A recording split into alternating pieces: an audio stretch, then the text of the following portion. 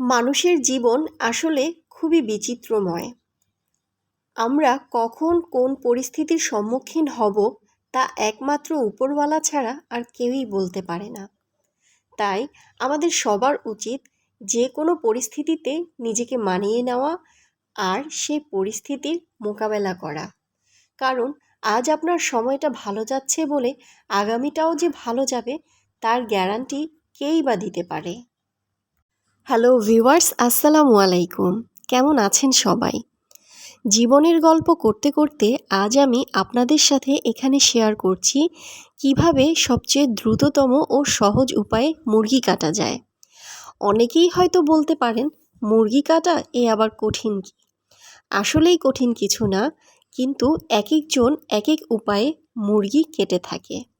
আমি কিভাবে রেগুলার আমার বাসায় মুরগি কেটে থাকি সেটাই আপনাদের সাথে শেয়ার করছি। আশা করি এভাবে কাটলে আপনিও খুব কম ঝামেলায় এবং সহজ উপায়ে মুরগি কাটতে পারবেন। এবার আসি মূল কথায়। জীবনে এমনও সময় পার করেছি আস্ত মুরগি কিনে খেতে পারিনি।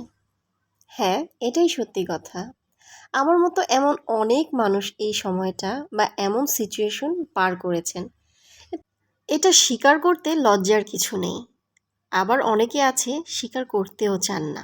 এটা যার যার ব্যক্তিগত ব্যাপার। কিন্তু আমি আমার জীবনের সবচেয়ে কঠিনতম সময়ের অভিজ্ঞতার কথা আপনাদের সাথে শেয়ার করছি।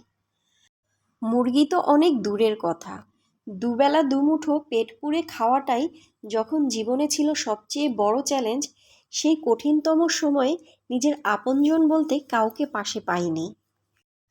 কিন্তু তাতে কি হয়েছে? আলহামদুলিল্লাহ, আল্লাহর অশেষ মেহেরবানিতে জীবনের দুঃসময়গুলো কাটিয়ে উঠেছি। কিন্তু মানুষ চিনতে শিখেছি।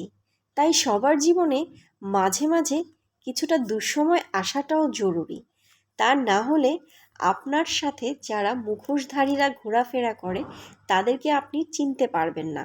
বিশেষ করে আত্মীয় নামক মুখোশধারীরা। তারা আপনার দুর্দিনে আপনাকে এড়িয়ে চলবে, আবার আপনার সুদিনে আপনার কাছে এসে গা ঘেঁষে বসবে।